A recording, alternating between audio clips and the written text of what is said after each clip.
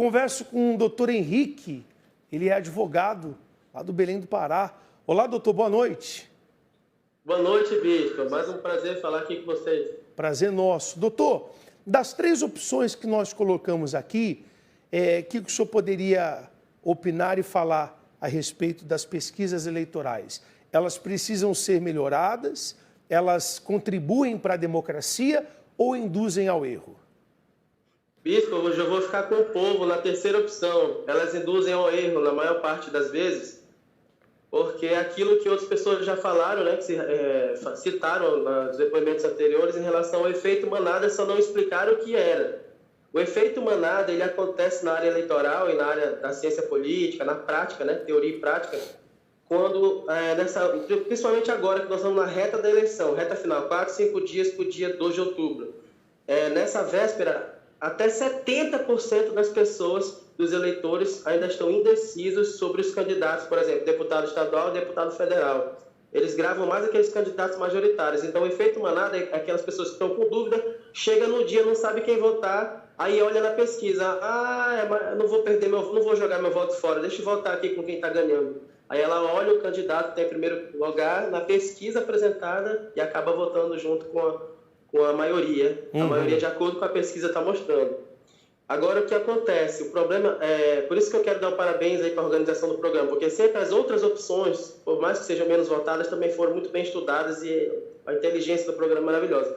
Elas precisam muito ser aprimoradas, porque falta fiscalização dos institutos de pesquisa, porque são institutos privados, tem CNPJ de pessoa jurídica privada, e então, se é privada, estão no mercado capitalista, estão sob efeito dos interesses daquele que está contratando a pesquisa. Então, qual é o caráter aí que está faltando? É que os tribunais regionais eleitorais de cada estado da federação, dos 26 estados mais do Distrito Federal, devem ter normativas que nunca houve na história da humanidade, aqui no Brasil, que se diga república, para que o TRE fiscalize pessoalmente o andamento de cada pesquisa, seja ela de forma cibernética, por meio de pesquisas digitais, que não tem custo, como aquelas feitas por equipes de acordo com institutos credenciados no TRE. O TRE ele só aceita credenciamento daqueles institutos.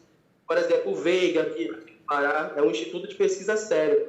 Agora, o que o doutor Veiga, por exemplo, aqui fala, que tem doutorado aqui na UFPA em Ciência Política, ele fala que o problema das pesquisas eleitorais é que quando você faz uma pesquisa séria, sem decidir um lado, e você acaba definindo tal candidato como vitorioso numa determinada posição, volta e meia as pessoas acabam achincalhando e descredibilizando o próprio instituto, porque acham que só porque ela admitiu que tal candidato está vencendo, a ideologia do instituto de acordo com aquele candidato, ou seja, vai votar nele. Quando, na verdade, só nós que trabalhamos, por exemplo, dentro dos bastidores, dos partidos políticos, assessorando candidatos, a gente sabe quais são os institutos de pesquisa que são sérios, bispo.